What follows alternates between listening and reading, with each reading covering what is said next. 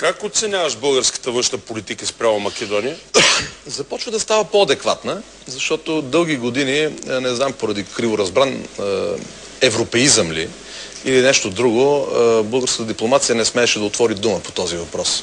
Въобще по въпроса за българите в Македония, за подобни антибългарски прояви, може би придобиха повече самочувствие като член на НАТО, като член на Европейския съюз. А на българите в България се открива. Пука ли им за това, което се случва в Македония? Ами, мисля, че всеки българин му пука от тази тема. Ако не, той не е възприема като нещо актуално от днеска в момента, но всеки пее песните, които слушаме и в твоето шоу. Всеки има една емоционална тръпка към Македония. В край на краищата Македония е люлка на българското възраждане. Паисий Хилендарски, само него не са го, между другото, присвоили, е македонец от Банско, според тяхната теория.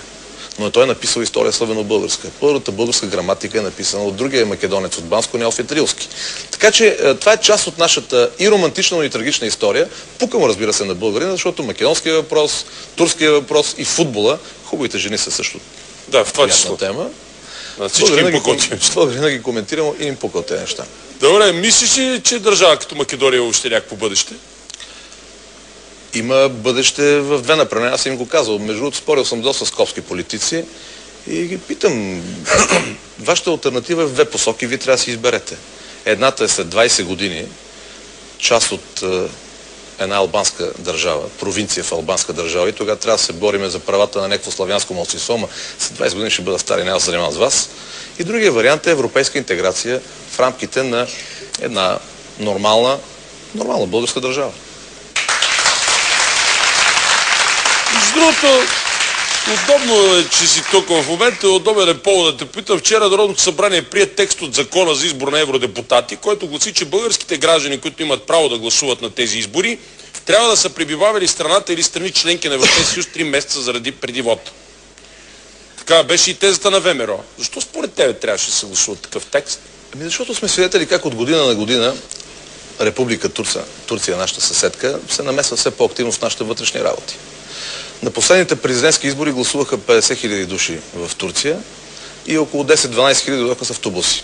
Хора, които, да оставим това, че не говореха добър български, но хора, които не знаеха за кого гласуват. Гласуваха за един номер там в бюлетината, не знаеха дори името му какво и какво точно става. И тая теза е ясна, но тя не засяга ли други българи, които живеят на други места? Значи, ако България е суверенна държава и има свое достоинство, ние не може да позволим Република Турция да организира изборите на България за евродепутат. Хубаво, Република Турция е ясно. Всичко това е против ДПС и против Доган. Не, тук не става въпрос за ДПС и Доган. Тук става за един принцип.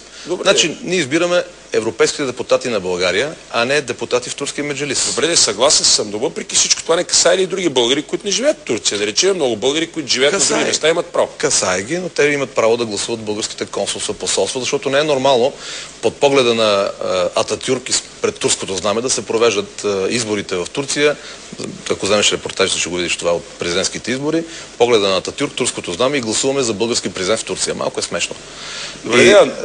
И разбира се, че по този начин лишаваш до някъде и някои български граждани, които живеят в Австралия, Нова Зеландия. Тия са 50 000, тия, които не живеят в Турция или тия, които са гласували под твоята информация, аз съм запознат. Но много пъти повече живеят извън България в други държави. И много пъти по-малко гласуват. Нито канадската държава, нито Съединените щати организират тези избори и насочват българските, да речеме, граждани, които живеят в Щатите и в Канада, да гласуват за една или друга партия. В Турция обратното. Турската държава организира нещата, финансира се, областни, околийски управители, кметове и така нататък, намират тези хора, товарят ги на рейсовете, водят ги и те гласуват за една единствена партия. А има и нещо друго. Понеже аз разбирам твоите въпроси. Това е практика и в голяма част от европейските страни. Подобен принцип за уседналост има в една Полша. Там е 5 години. Добре, окей, но да речем това, което е за президент същото. Трябва да е живял 5 години в България, за да може да гласува за президент. Добре, ако човек е интелигентен, качествен, стойностен, колкото да речем е живял 2 години в България или пък не е живял, да не го избираме ли? Еми така е по Конституция. Трябва да си последните 5 години живял в България за президент и да си роден в България. Аз задавам такъв въпрос за логика, а не за Конституция. Ясно, трябва да спазва Конституцията. Бащите на българската Конституция така се направили 91 година. Бащите са важни. Бащите винаги са важни. Така е. В някои случаите и майките. Не, конкретно по един определен повод са важни майките. След потушаването на Илинденско-Преображенското въстание 1903, българските политически лидери решават, че българският национален въпрос ще се разреши само с желязо и кръв. Сега повече от 100 години по-късно като сме член на Европейския съюз, какъв е националният въпрос? Националният въпрос е това. Всички българи, без значение къде живеят, да имат сигурност за своята държава. България да бъде една силна, модерна, европейска държава, гарантираща и правата, и интересите на всички българи, не само на българските граждани, на онези над 2 милиона етнически българи, които по стечение на историческите обстоятелства живеят и в Македония, и в Западните покрайнини, и в Гърция, в Молдова, Украйна и така нататък.